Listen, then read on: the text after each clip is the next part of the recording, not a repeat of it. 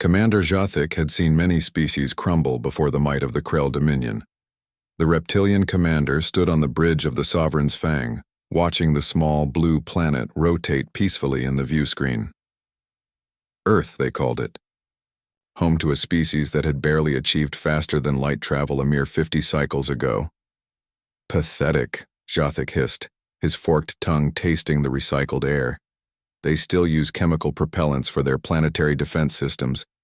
His second-in-command, Officer Relthar, nodded in agreement. The tactical display showed 300 Krell warships in perfect formation, each one a testament to millennia of conquered worlds and absorbed technologies. Behind them, the Dominion's war machine stretched across 40 star systems.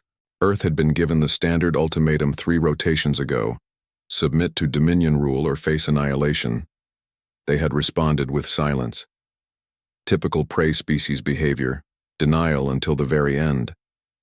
"Sir, we're receiving a transmission from the human homeworld," the communications officer reported.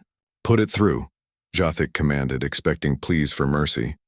The face that appeared on screen was surprisingly calm. An older human male with gray hair and tired eyes sat in what appeared to be a simple office. He wore no military uniform, no symbols of authority beyond a small flag pin on his lapel. "I am Secretary General Chen of the United Earth Government," the human said. "We've received your ultimatum." "And your answer?" Jathic demanded. Chen's expression didn't change. "We've encountered 47 alien species in the last 50 years. 31 were peaceful, 16 were not. Do you know what we learned from those 16? Jathic's claws tightened on his command chair. "That resistance is futile?" "No," Chen replied softly. "We learned that the universe is more dangerous than we ever imagined. We learned that hope isn't enough. We learned that humanity needed to change." He paused. "We learned to build better weapons." Jathic laughed, a rasping sound that echoed through the bridge. "You have 100 primitive vessels against our 300 warships. Each of our ships has conquered entire systems. Your weapons are children's toys compared to our plasma cannons." "I know," Chen said. "That's why we only built one." The transmission ended. Confusion rippled through the Krell bridge crew.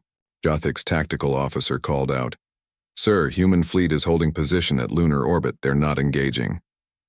"They're waiting to die with their homeworld," Relthar observed. "Honorable, if foolish." "All ships," Jathic commanded, "fire at will. Let's put these primitives out of their misery."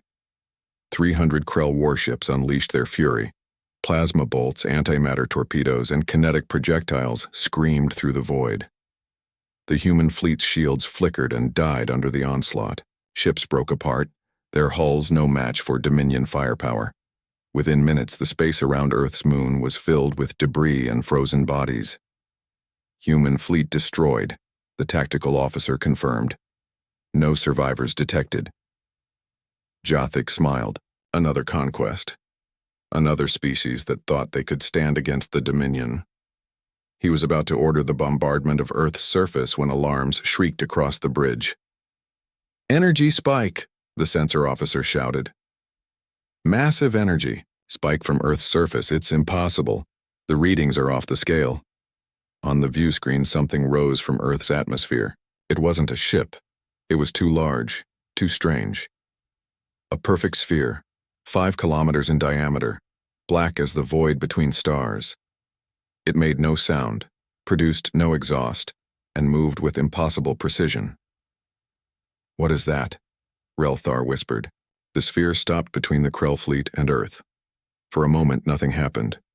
Then it began to glow, not with fire or plasma, but with something else, something that made Jathic's scales itch with primal fear.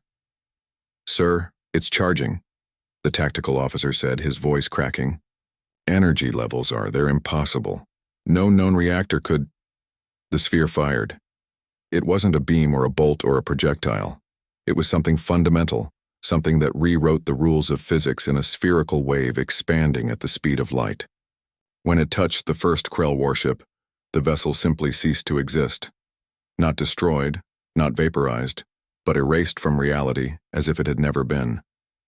The wave kept expanding. Jathik watched in horror as ship after ship vanished. His crew screamed. Some tried to run. Some tried to fire back. None of it mattered. The wave was impartial, unstoppable, absolute. In the last second before the wave reached the Sovereign's fang, Jathik understood. Humanity hadn't built a weapon. They had built the weapon. They had looked at the universe's hostility and responded not with many guns but with one answer so terrible, so final, that no species would dare threaten Earth again. The wave touched his ship, and Commander Jathik learned what it meant to be forgotten. In his office on Earth, Secretary General Chen watched the tactical display go dark. 300 red dots blinked out of existence in less than a second. The space around Earth was empty again, pristine, as if the Krell fleet had never existed at all. He felt no joy, no triumph, only the weight of what humanity had become. His aide entered quietly. "Sir, we're receiving thousands of transmissions from across known space. They all want to know the same thing." "Let me guess," Chen said tiredly. "What was that weapon?" "Yes, sir. And whether we have more of them." Chen looked at the blue planet rotating peacefully outside his window. Humanity had spent 50 years studying every hostile species they'd encountered. They'd learned about antimatter bombs, plasma cannons, kinetic kill vehicles, and biological weapons. Then they'd gone further, delving into quantum mechanics, zero-point energy, and the fundamental fabric of space-time itself. The result was the erasure, a weapon that didn't destroy matter but removed it from causality itself. They had built exactly one at tremendous cost, hoping they'd never need to use it. "Tell them the truth," Chen said finally. "Tell them we built one weapon. Tell them it's all we needed."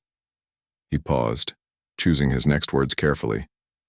"And tell them that any species that forces us to fire it will learn what the Krell learned today. Humanity doesn't fire warning shots." The message went out across the galaxy that night. By morning, 7 hostile species had withdrawn their forces from human space.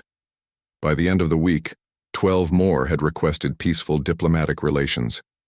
The erasure sat in its silo, unused again, its black sphere dormant. But everyone knew it was there. Everyone knew what it could do. And everyone knew that humanity had only fired once. They would never need to fire again.